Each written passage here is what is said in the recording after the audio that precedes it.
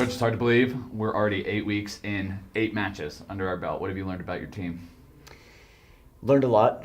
Probably one of the biggest takeaways is just how resilient this group is and how determined they are. I think that we've faced some difficult opponents early on. We've had some adversity in travel and had some adversity with injuries, some guys with some different issues with their visas, and we've come through that with some very good results. And the determination part is that these guys know that we haven't arrived and haven't even come close to arriving yet, and they're determined to continue to improve. So that's probably those two words are the ones that resonate with where we are right now. So we obviously have experience out there. We see it in your Juan Guzmans, your Cody Mizels, your Devin Sandovals, but your rookies have been outstanding as well. What was it about these men that made you sign their first professional contract?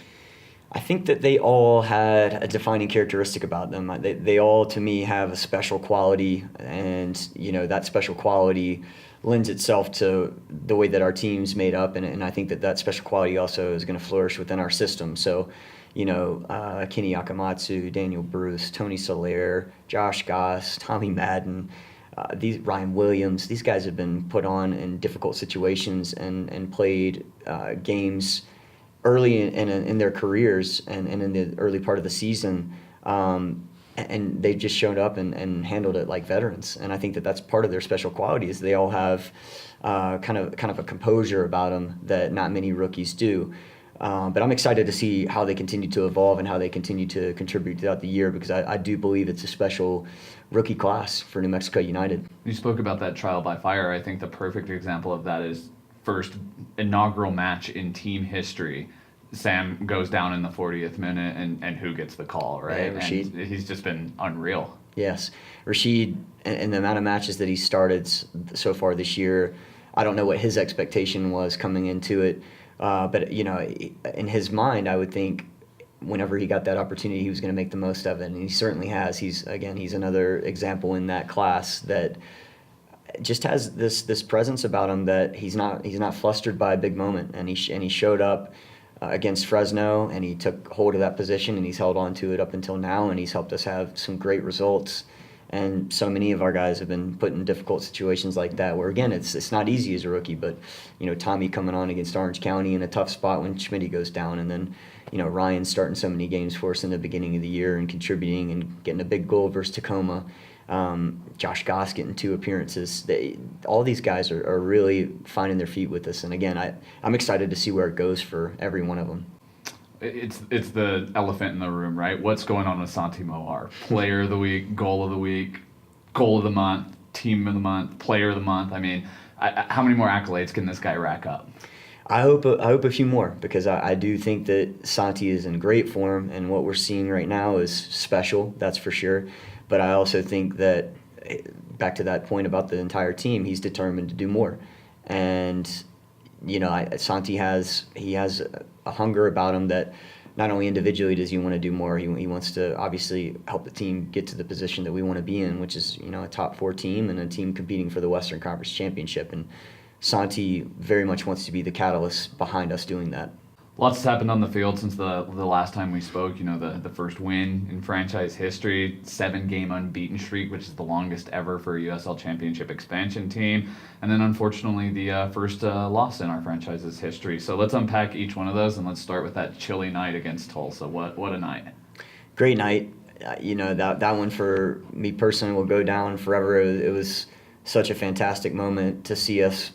Our first half was great in that half. We really, really took the initiative in that match, and we held on. I think that we defended a lot in the second half, but we held on for our first ever win in franchise history. And then you saw, you got to see the players celebrate this moment with our fans, and that's what we wanted so desperately to give them versus Fresno on the first night out, and we came up short with the draw, but we were able to deliver that for them. And then on a personal note, seeing my wife after the game, she actually flew back. She was not meant to be there that night, but she flew back early from a business meeting that she had personally. So being able to share that with her at the end of the 90 minutes was something I'll never forget. Special stuff. Yeah. Now let's get to the bad, right? Like, how did the team respond to that first loss?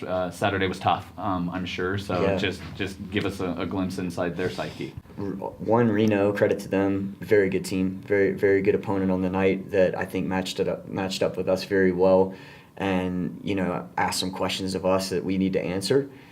But probably the biggest takeaway from that match, and it's something that, I hope that we captured as a media team, seeing our group of players stay on the field well after the match is done and come together, have their own circle, and have a real conversation about, not allowing that to happen again. Clearly, it's a long season, and that moment might happen again, but that's the makeup of our group. That's the character of our group. We didn't have guys walking in different directions.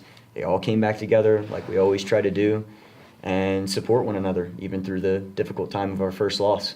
Next up, Timbers 2. We occupy some pretty similar geography in the table with them currently. What should the fans be looking out for against the squad?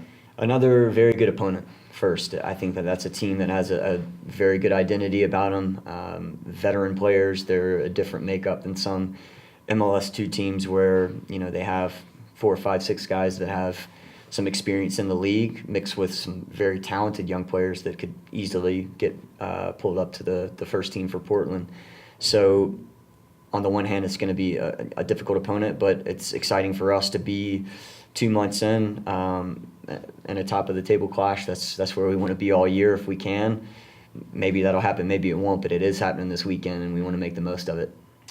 Final question for me. We've had a number of memorable moments over the last couple of months. What are some of the favorites that stand out in your mind? Seeing our first crowd and witnessing close to 13,000 people wave their banners and be behind this product in full voice was, memory number one. Memory number two is seeing Devin Sandoval hit the back of the net and him being our first signing. And the pressure, Devin's been under a lot of pressure to perform, and he's just handled it with so much grace. And for him to show up in that moment and score our first goal, makes me emotional to talk about, honestly, because he deserved that moment.